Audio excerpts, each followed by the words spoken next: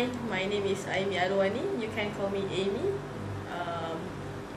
I am 23 years old. I'm right now studying in USM, which is in social sciences school of social sciences, majoring in development, planning and management, minoring in mass communication, and I will graduate 2013. And I have a few plans.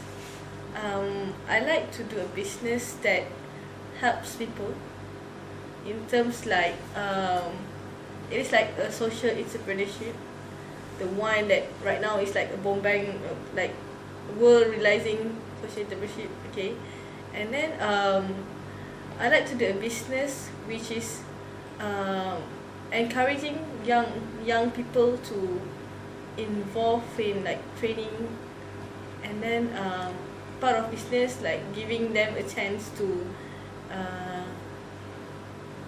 build themselves, and giving them opportunities and others to help each other so that we can build a good nation, and with inspiring youth that can lead to a better Malaysia.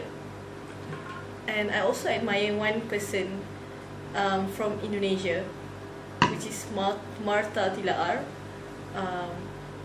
She is really inspired and by all Indonesians and also Malaysian, because her work to help